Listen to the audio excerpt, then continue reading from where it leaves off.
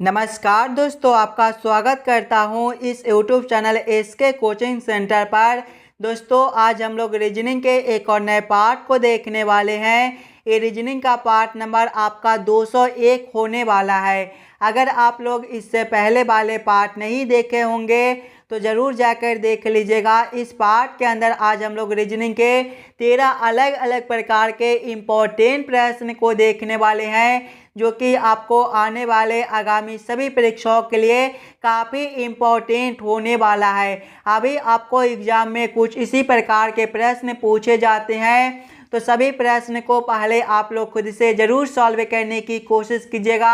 आपके आने वाले आगामी सभी परीक्षाओं के लिए ये सारे प्रश्न काफ़ी महत्वपूर्ण होने वाले हैं। तो चलिए हम लोग 1 नंबर क्वेश्चन की ओर चलते हैं।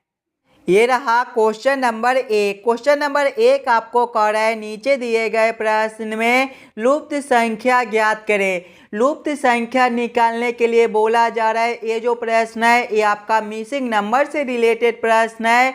यहाँ पर आपका क्वेश्चन मार्क है। इस वाले क्वेश्चन मार्क पे आपका कौन सा संख्या भरा जाएगा ये आप लोगों से पूछ रहा है। जब भी आपको इस प्रकार के मिसिंग नंबर से रिलेटेड प्रश्न देखने को मिले तो ऐसे प्रश्न को हम लोग 2 तरीके से सॉल्व करने की कोशिश कर सकते हैं। सबसे पहले तो हम लोग प्रश्न को इस लाइन से सॉल्व करने की कोशिश करेंगे।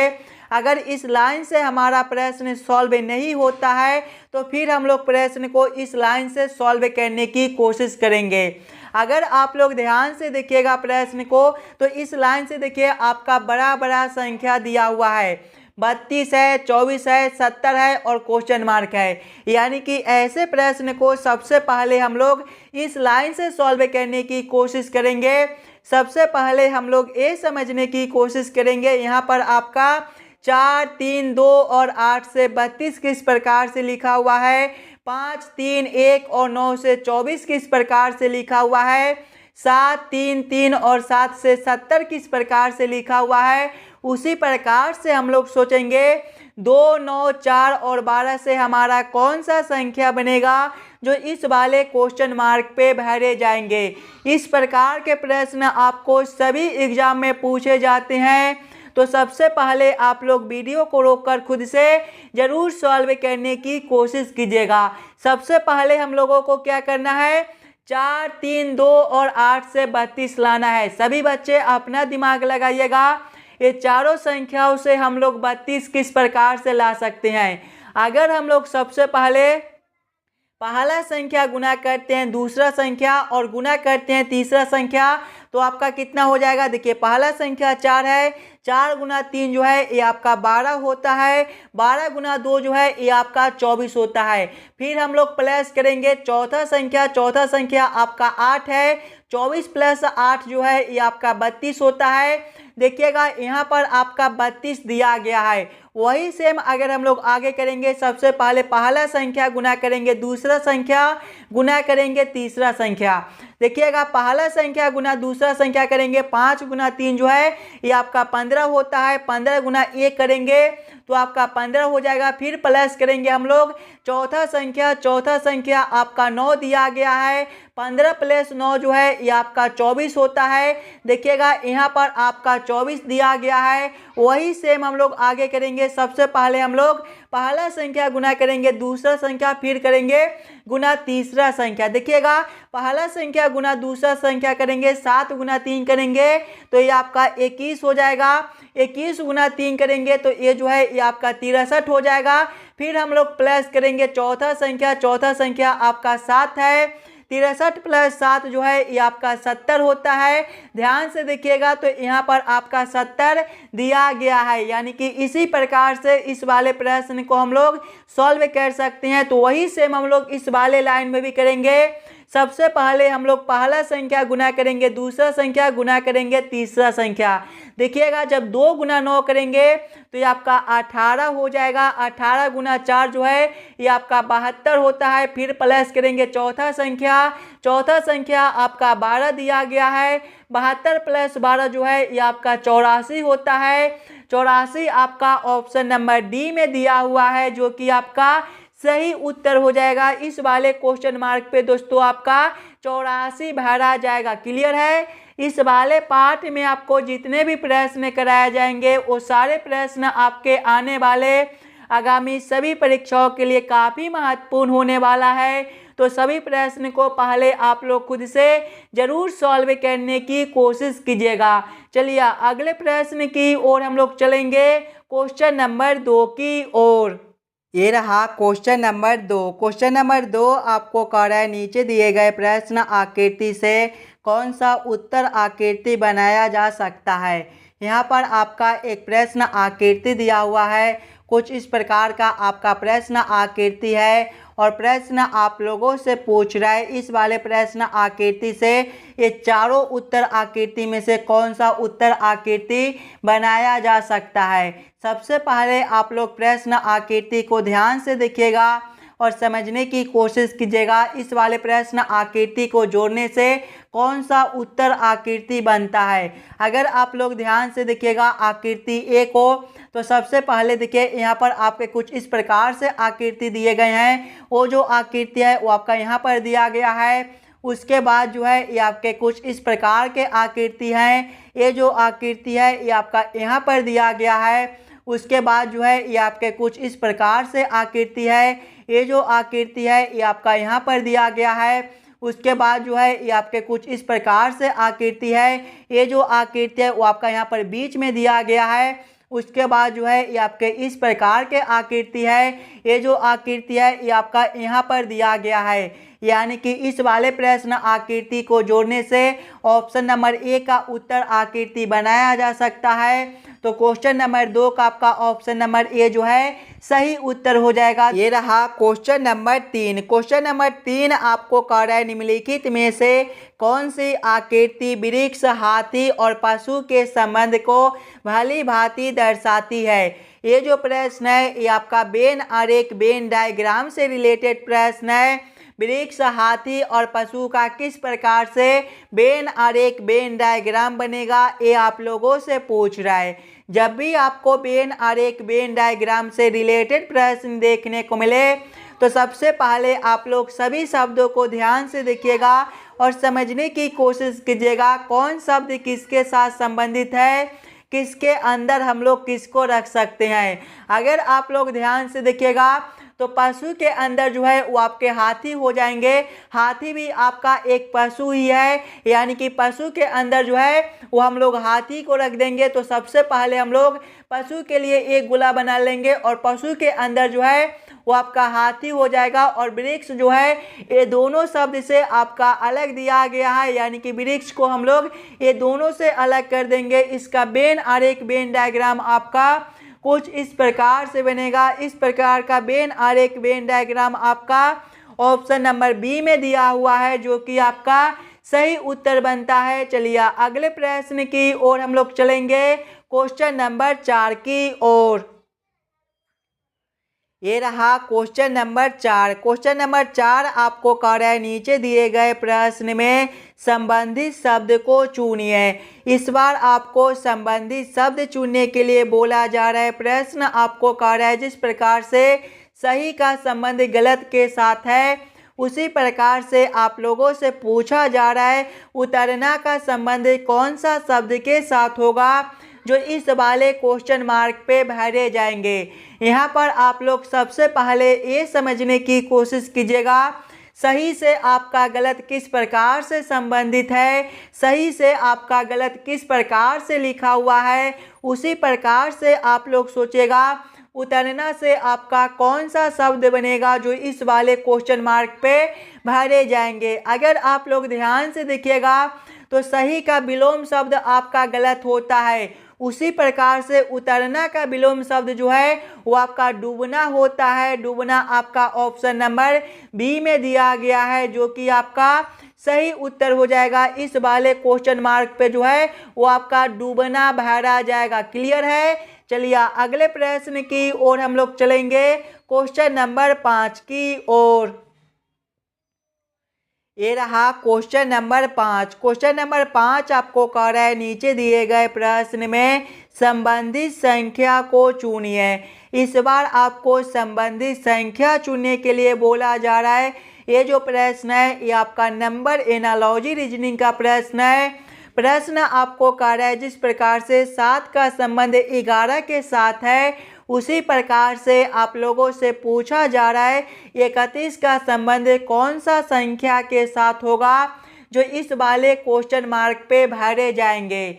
जब भी आपको इस प्रकार के नंबर एनालॉजी रीजनिंग के प्रश्न देखने को मिले दोस्तों, तो सबसे पहले आप लोग ये समझने की कोशिश कीजिएगा यहाँ पर आपका 7 से 11 किस प्रकार से लिखा हुआ है। 7 को हम लोग क्या करेंगे ताकि हमारा 11 बन जाए, उसी प्रकार से हम लोग सोचेंगे 31 से हमारा कौन सा संख्या बनेगा जो इस वाले क्वेश्चन मार्क पे भरे जाएंगे। एकदम आसान सा प्रश्न है, थोड़ा सा दिमाग लगाइएगा तो इस वाले प्रश्न को आप लोग एकदम आसानी के साथ सॉल्व कर पाइएगा। ध्यान से देखिएगा तो 7 जो है ये आपका एक अभाज्य संख्या है और 7 के बाद जो है वो आपका अगला अभाज्य संख्या 11 होता है, तो यहाँ पर आपका 11 लिखा हुआ है। उसी प्रकार से 31 जो है ये भी आपका एक अभाज्य संख्या है और 31 के बाद अगला अभाज्य संख्या जो है वो आपका 37 होता है। 37 आपका ऑप्शन नंबर बी में दिया हुआ है जो कि आपका सही उत्तर हो जाएगा। चलिए अगले प्रश्न की ओर हम लोग चलेंगे, क्वेश्चन नंबर 6 की ओर।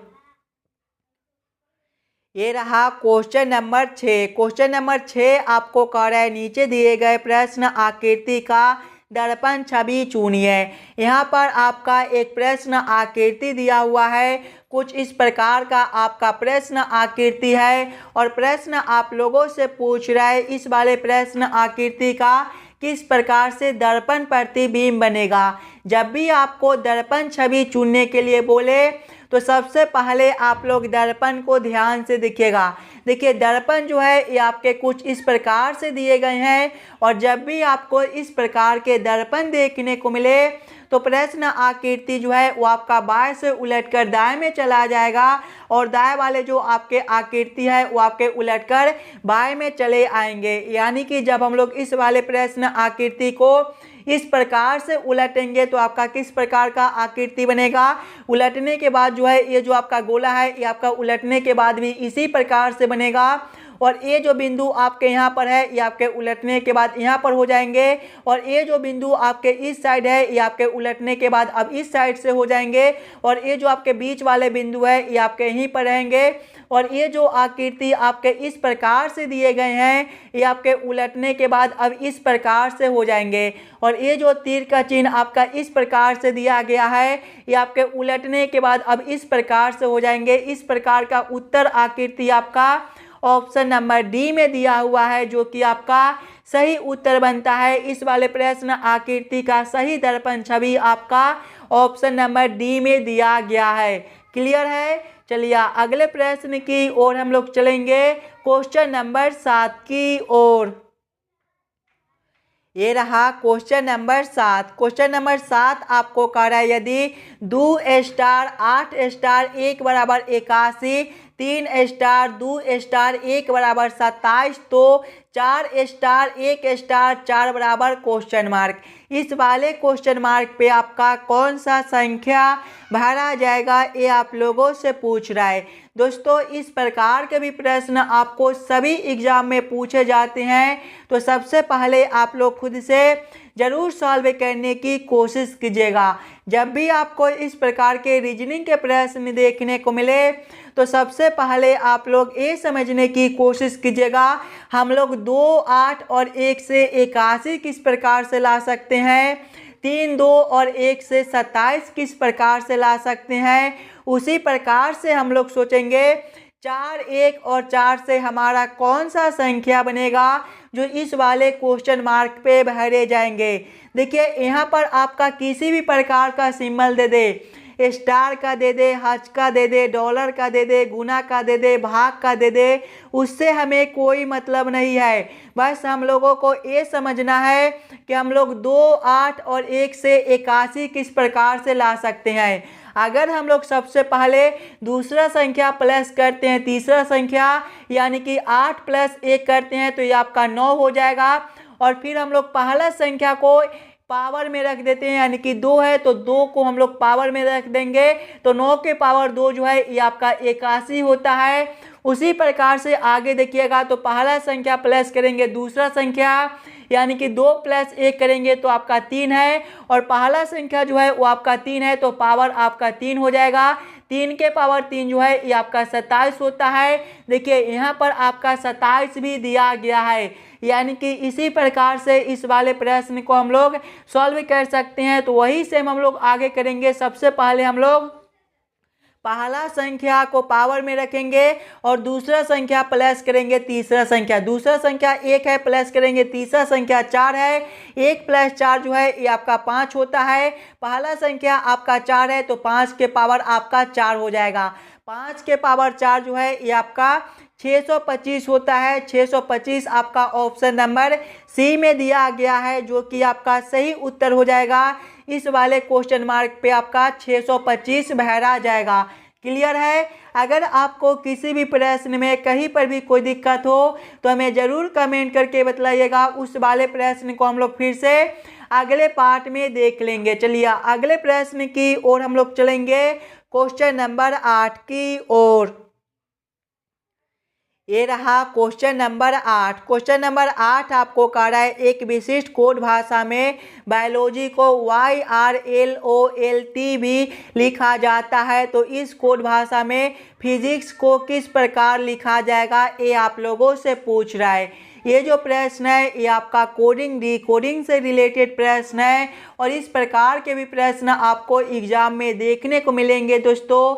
तो पहले आप लोग खुद से ज़रूर सॉल्व करने की कोशिश कीजिएगा। जब भी आपको इस प्रकार के कोडिंग डिकोडिंग से रिलेटेड प्रश्न देखने को मिले तो सबसे पहले आप लोग ये समझने की कोशिश कीजिएगा, यहाँ पर आपका बायोलॉजी से YRLOLT भी किस प्रकार से लिखा हुआ है, उसी प्रकार से आप लोग सोचिएगा फिजिक्स से आपका क्या कोड बनेगा। एकदम आसान सा प्रश्न है, थोड़ा सा दिमाग लगाइएगा तो इस वाले प्रश्न को भी आप लोग एकदम आसानी के साथ सॉल्व कर पाइएगा। ध्यान से देखिएगा बायोलॉजी को, तो बायोलॉजी जो है ये आपका BIOLOGY से मिलकर बनता है, और इसका कोड को देखिएगा तो देखिए इसका कोड जो है वो आपका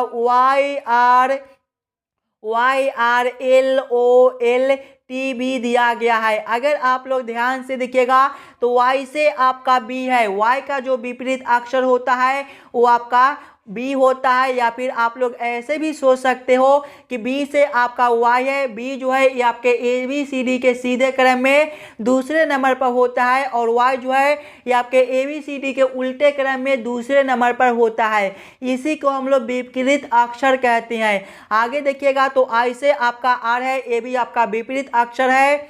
O से आपका L है, ये भी आपका विपरीत अक्षर है। L से आपका O है, विपरीत अक्षर है। O से आपका L है, विपरीत अक्षर है। G से आपका T है, विपरीत अक्षर है। Y से आपका B है, विपरीत अक्षर है। वही सेम हम लोग आगे करेंगे। आगे देखिएगा फिजिक्स दिया गया है। फिजिक्स जो है ये आपके PHYSICS से मिलकर बनता है। इसके भी सभी अक्षर को हम लोग विपरीत अक्षर को लिखेंगे। तो देखिए P का जो विपरीत अक्षर होता है, P का जो विपरीत अक्षर होता है वो आपका K होता है। आगे देखिएगा आपका H है, H का जो विपरीत अक्षर है वो आपका S होता है। आगे देखिएगा Y है, Y का जो विपरीत अक्षर है वो आपका B होता है। आगे देखिएगा S है, S का जो विपरीत अक्षर है वो आपका H होता है। आगे आपका I है, I का विपरीत अक्षर आपका R होता है। आगे आपका C है, C का विपरीत अक्षर आपका X होता है। आगे आपका S है, S का जो विपरीत अक्षर है वो आपका H होता है। कौन सा ऑप्शन में आपका KSBHRXH दिया गया है? ऑप्शन नंबर बी में देखिएगा तो KSBHRXH दिया गया है, यानी कि क्वेश्चन नंबर 8 का आपका ऑप्शन नंबर बी जो है सही उत्तर बनता है। चलिए अगले प्रश्न की ओर हम लोग चलेंगे, क्वेश्चन नंबर 9 की ओर। ये रहा क्वेश्चन नंबर 9। क्वेश्चन नंबर 9 जो है ये आपका कथन और निष्कर्ष से रिलेटेड प्रश्न है। कुछ इस प्रकार के भी प्रश्न आपको बार बार एग्जाम में पूछे जाते हैं, तो पहले आप लोग खुद से ज़रूर सॉल्व करने की कोशिश कीजिएगा। जब भी आपको इस प्रकार के प्रश्न देखने को मिले तो सबसे पहले आप लोग सभी कथन को ध्यान से पढ़िएगा और उस सभी कथन को आप लोग वेन आरेख वेन डायग्राम पर सेट कर लीजिएगा ताकि प्रश्न को सॉल्व करने और समझने में आपको आसानी हो। देखिए कथन पहले आपको कह रहा है सभी मिर्चें लहसुन है।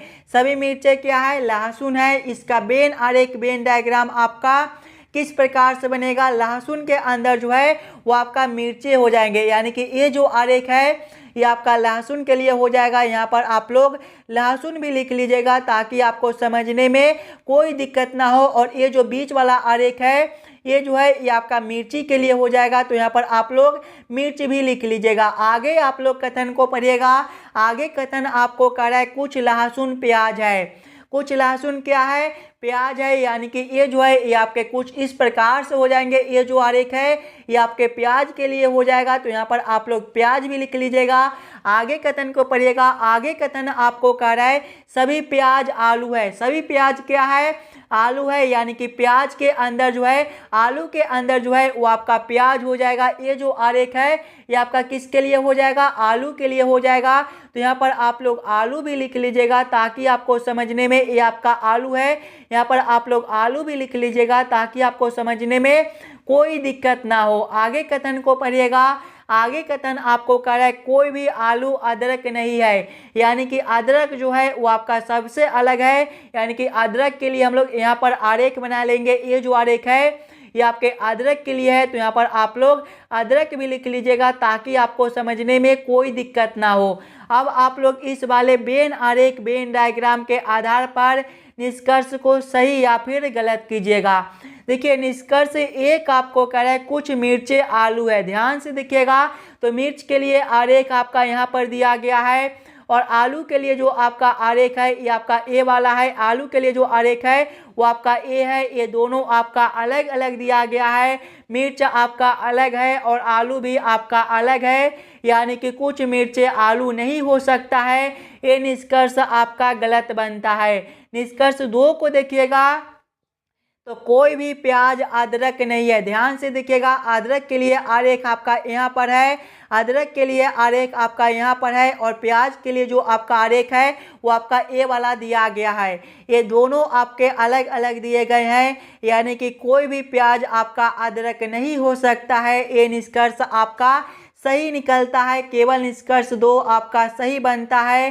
केवल निष्कर्ष 2 को आपका ऑप्शन नंबर बी में निकाला गया है। केवल निष्कर्ष 2 निकलता है, ये आपका ऑप्शन नंबर बी में दिया गया है।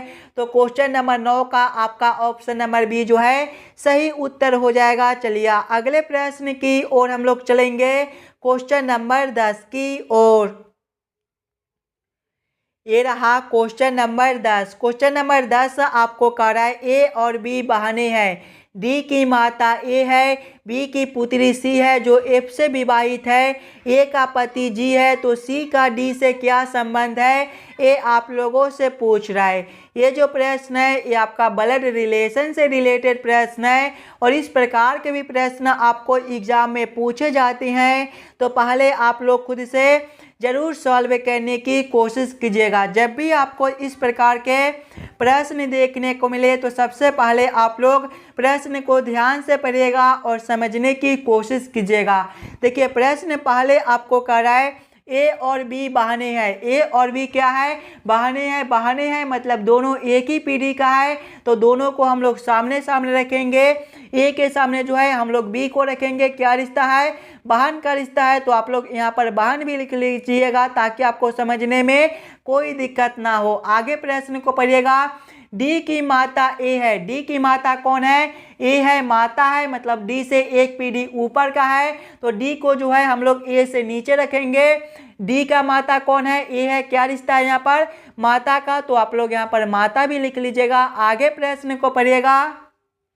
बी की पुत्री सी है। बी की पुत्री कौन है? सी है। पुत्री है मतलब एक पीढ़ी नीचे का है, तो सी को हम लोग बी से नीचे रखेंगे। क्या रिश्ता है? पुत्री का है, तो यहाँ पर आप लोग पुत्री भी लिख लीजिएगा। आगे प्रश्न को पढ़िएगा। बी की पुत्री सी है जो एफ से विवाहित है। सी जो है एफ से विवाहित है मतलब दोनों एक ही पीढ़ी का होगा। तो सी के सामने हम लोग किसको रखेंगे, एफ को।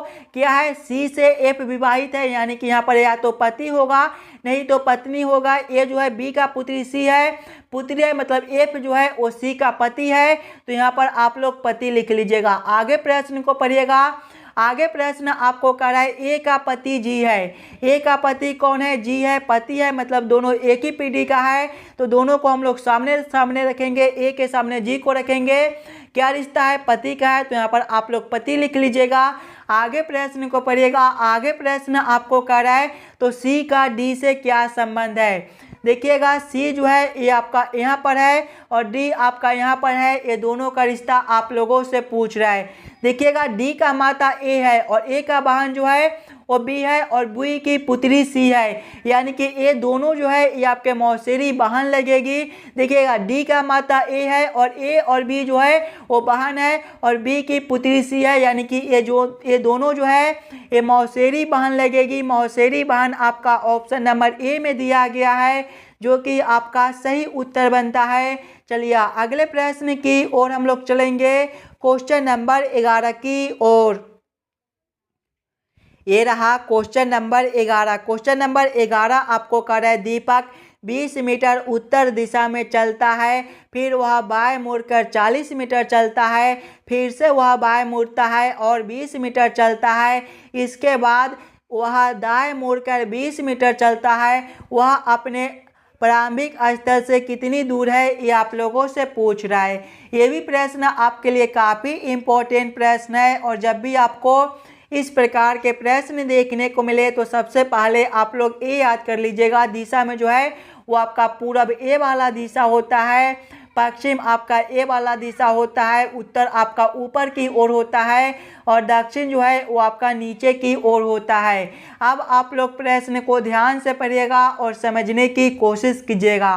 देखिए प्रश्न आपको कह रहा है दीपक 20 मीटर उत्तर दिशा में चलता है। उत्तर आपका ऊपर की ओर है, यानी कि दीपक पहले ऊपर की ओर 20 मीटर चलता है। आगे प्रश्न को पढ़िएगा।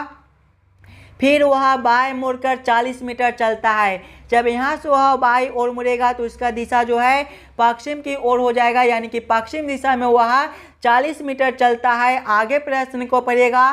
फिर से वह बाएं मुड़कर मुड़ता है और 20 मीटर चलता है, यानी कि यहाँ से वह फिर से बाएं ओर मुड़ेगा तो उसका दिशा जो है दक्षिण की ओर हो जाएगा, यानी कि दक्षिण दिशा में वह 20 मीटर चलता है। आगे प्रश्न को पढ़िएगा। इसके बाद वह दाएं मुड़कर 20 मीटर चलता है। जब यहाँ से वह दाएं ओर मुड़ेगा तो उसका दिशा जो है फिर से पश्चिम की ओर हो जाएगा, यानी कि पश्चिम दिशा में वह फिर से 20 मीटर चलता है। आगे प्रश्न को पढ़िएगा। आगे प्रश्न आपको कह रहा है वह अपने प्रारंभिक स्थल से कितनी दूर है।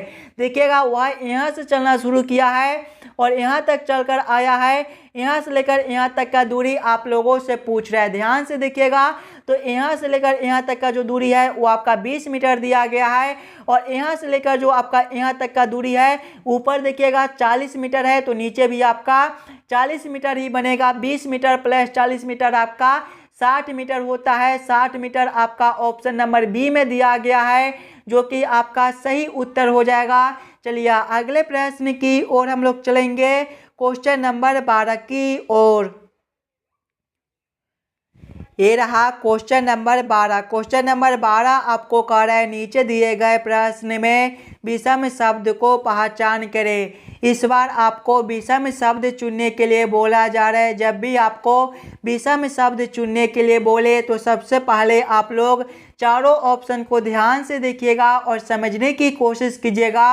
ये चारों ऑप्शन में आपका सबसे अलग ऑप्शन कौन सा दिया गया है। एकदम आसान सा प्रश्न है, ध्यान से देखिएगा। तो ऑप्शन ए में आपका हेलीकॉप्टर है, ऑप्शन बी में हवाई जहाज है, ऑप्शन सी में पनडुब्बी है और ऑप्शन डी में आपका रॉकेट है। ध्यान से देखिएगा। तो हेलीकॉप्टर, हवाई जहाज और रॉकेट जो है ये आपके आकाश में उड़ते हैं, जबकि पनडुब्बी जो है ये आपका पानी में चलता है। तो सबसे अलग आपका ऑप्शन सी बनता है। तो क्वेश्चन नंबर 12 का आपका ऑप्शन नंबर सी जो है सही उत्तर हो जाएगा। चलिए अगले प्रश्न की ओर हम लोग चलेंगे, क्वेश्चन नंबर 13 की ओर। दोस्तों ये रहा क्वेश्चन नंबर 13 और ये जो प्रश्न है ये आपके होमवर्क के तौर पे छोड़े जाते हैं। एकदम आसान सा प्रश्न है, थोड़ा सा दिमाग लगाइएगा तो इस वाले प्रश्न को आप लोग एकदम आसानी के साथ सॉल्व कर पाइएगा। और सभी बच्चे हमें एक बार ये ज़रूर कमेंट करके बताइएगा कि आज के 13 प्रश्न में से आप लोग कितने प्रश्न को खुद से सॉल्व किए हो। अगर आपको किसी भी प्रश्न में कहीं पर भी कोई दिक्कत हो तो हमें ये भी कमेंट करके बता दीजिएगा। और जितने बच्चे इस वाले YouTube चैनल पर नए हो चैनल को सब्सक्राइब और वीडियो को लाइक ज़रूर करके जाइएगा। चलिए हम लोग मिलते हैं आपसे अगले वीडियो में। धन्यवाद।